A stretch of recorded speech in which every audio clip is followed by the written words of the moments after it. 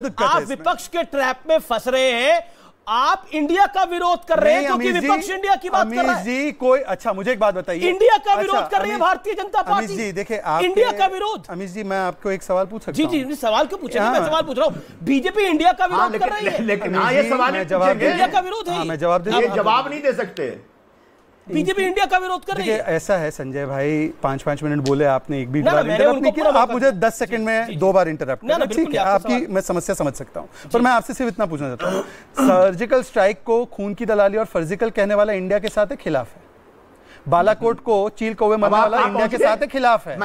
और जो 26/11 को कहता है ये आरएसएस की और हिंदुओं की साजिश है, वो इंडिया के साथ है, खिलाफ है? मैं भी चीख सकता हूं संजय भाई, मैंने आपका सम्मान किया, मेरे सम्मान को मेरी कमजोरी ना समझे। और अमीश जी चाहे आपको कितना लीवे दे दे, मैं आपके सामने सवाल खड़े करता रहूंगा। देखिए अमीश जी मैं आपसे पूछना चाहता हूँ, इंडिया के साथ खड़े ना, एक बार बोल दीजिए 370 बस स्टैंड क्या इधर उधर चले गए, टमाटर पर पहुंचे, पूछ लीजिए मैंने आपको मुस्लिमों के बारे में क्या बोला संजय राउत, उसका जवाब नहीं है। जो इंडिया गठबंधन है हिंदुस्तान लगातार वो मेरे बीच में और लंबा वक्तव्य दे रहे हैं और आप उनको अलाउ कर रहे हैं। मैं आपके सामने आपके शो पर रखा है। देखिए आपके कहने से कुछ नहीं होता, मुझे पता है। जनता सब देख रही है, आपको मुझे बताने की जरूरत नहीं है। मैं आपको सामने बता रहा हूं, मैं पीछे नहीं बताता हूं। नहीं शहजादपुरा वाला ये तरीका सही नहीं है। ये तरीका सही नहीं है, ये तरीका गलत है। कितना वो लंबा बोल रहे हैं उनको आप तय नहीं करेंगे संजय, कितना लंबा बोलेंगे कितना लंबा नहीं बोलेंगे, लेकिन आप अपनी बात को रखिए, आप अपनी बात को रखिए, आप अपनी बात को रखिए। और मेरा एक सवाल है, 370 पर स्टैंड पूछ लीजिए। देखिए अब 370 पर स्टैंड पूछ लीजिए, वो उनका जवाब देंगे। आ गया उसका जवाब आ गया। अब आप लगातार बोल रहे हैं, ये तरीका वो लगातार मेरे बीच में बोल रहे हैं, वो भी आपने देखा है। ऐसे मेरी डिबेट में नहीं होगा, ऑडियो डाउन करिए आप। ओके संजय निरुपम, उनका भी डाउन करवाया था मैंने। संजय निरुपम का वक्त है। संजय निरुपम आपके 50 सेकंड में अपनी बात को रख लीजिए। ऐसा है सबसे पहले मैं भारतीय जनता पार्टी विपक्षी दलों के इस महागठबंधन की पूरी प्रक्रिया से परेशान है, हैरान है। मैं समझ सकता हूं, उनके पूरे तंबू में घबराहट है।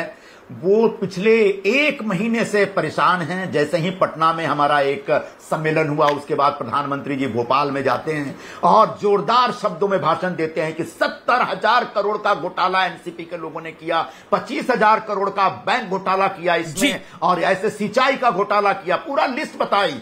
और 2 दिन बाद उस घोटालेबाज को जेल में भेजने के बजाय राजभवन में बुला करके उप मुख्यमंत्री का की शपथ दिला दिया उन्होंने। तो प्रधानमंत्री जी और पूरी भारतीय जनता पार्टी भ्रष्टाचार के बारे में कितनी सख्त भूमिका रखती है और कैसी भूमिका रखती है, ये पूरे देश ने देख रखा है। और आने वाले दिनों में प्रधानमंत्री जी और पूरी भारतीय जनता पार्टी हमारे अपोजिशन के यूनिटी को लेकर के इसी प्रकार की उल जलूल बात करेंगे, लेकिन हमको इसमें नहीं पड़ना है। हम उठाएंगे मुद्दा महंगाई का। लेकिन आपने बोला आप कह रहे संजय निरुपम, मैं अमीश बोल रहा हूं और आपसे सवाल है मेरा। आप लगातार एक बात को कह रहे हैं कि देखिए शहजाद पूनावाला की पार्टी ने यानी बीजेपी ने, देखिए इन्होंने तो भ्रष्टाचार की बात करी और फिर उसी को शामिल करा लिया, लेकिन शरद पवार जो उस पार्टी के मुखिया हैं वो तो आप लोगों की साइड है। तो शरद पवार भ्रष्टाचारी हैं फिर? चलिए अजीत पवार आपने बोला भ्रष्टाचारी हैं, वो आपकी सरकार में भी डिप्टी सीएम थे, इनकी सरकार में भी डिप्टी सीएम थे। शरद पवार भ्रष्टाचारी हैं? ऐसा है जी, ऐसा बहुत सुंदर सवाल है आपका, बहुत अच्छा सवाल है आपका अमीश भाई।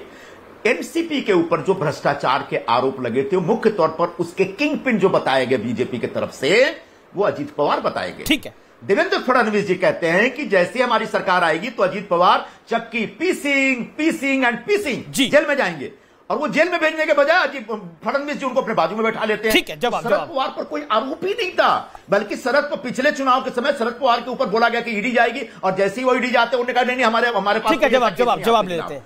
तो आरोपी अजीत पवार थे और उस आरोपी को उन्होंने अपने पास ले लिया। शहजाद पूनावाला ने आपको पूरी पेशेंस के साथ सुना है, अब आप भी सुनिएगा, मेरा निवेदन है। शहजाद पूनावाला, भ्रष्टाचारी जब आपके खेमे में आते हैं तो सही हो जाते हैं। ये एक कांग्रेस एक नैरेटिव को बिल्ड करने का प्रयास कर रही है। क्या आपको लगता है कि ये हैम्पर कर सकता है, या फिर क्योंकि इस पूरे कुनबे के अंदर 38 दलों के अंदर 38 टू बी प्रिसाइज, बीजेपी सबसे बड़ा दल है 303 सीटों के साथ, क्या आपको लगता है कि बीजेपी के लिए स्ट्रेस इस बात का है अगर आम आदमी पार्टी और खासतौर पर बंगाल में जिस तरह का अलायंसेस हो जाएगा, पंजाब, दिल्ली और बंगाल? जवाब दे सकते हैं जी।